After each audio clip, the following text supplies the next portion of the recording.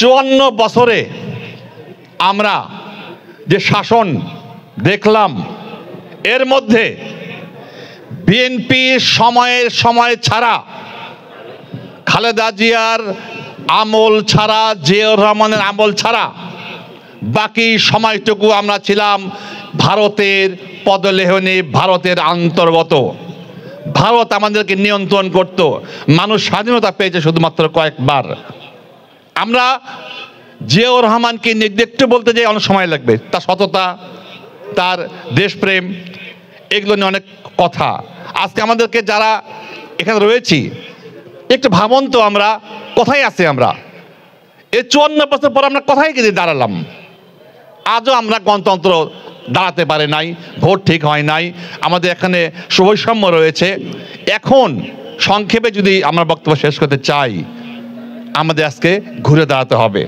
এই ঘুরে দাঁড়াতে যদি আমরা ভুল করি, আমরা যারা বর্তমানে রাজনীতির অঙ্গনে পদরচন করছি, আওয়ামী লীগ দুঃশাসনে তারা পচে গলে গন্ধ হয়ে বেঁচে বেড়ে গেছে, কিন্তু যারা দেশে আছি আমাদের চালে যদি ভুল হয়, যারা রাজনীতির অঙ্গনে বাংলাদেশে রয়েছি, বড় দলের মধ্যে বিএনপি ইনকালাবের রিপোর্ট অনুযায়ী 62% এখানে সমর্থনে রয়েছে বিএনপি, জামাত 11 সহ অন্যান্য দল সহ অনেক ইনকালাবি যা রিপোর্ট করছে সেই অনুযায়ী আমরা জানি।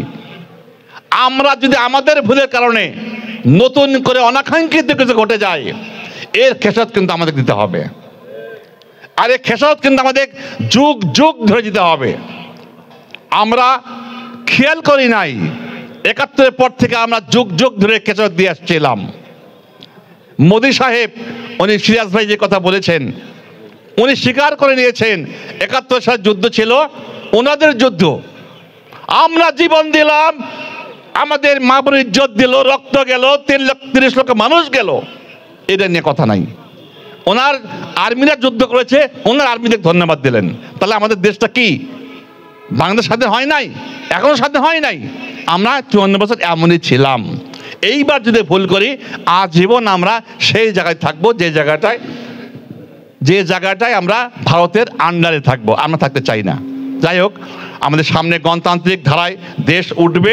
খালেদা জিয়ার নেতৃত্বে, তারেক রহমানের নেতৃত্বে নতুন বাংলাদেশ, স্বনির্ভর বাংলাদেশ হবে, বৈষম্যহীন বাংলাদেশ হবে। কিন্তু এর আগে আমাদেরকে ঐক্য থাকতে হবে। ক্ষমতা যাওয়ার পারাপারিতে, পিড়াপিড়িতে যদি আমরা ভুল করে বসি, অতি লোভে যদি ভুল করি, নিজেদের ভাইকে যদি নিজেরা আঘাত করি, এর খেসারত কিন্তু আমাদেরকে দিতে হবে। সবাইকে ধন্যবাদ দিয়ে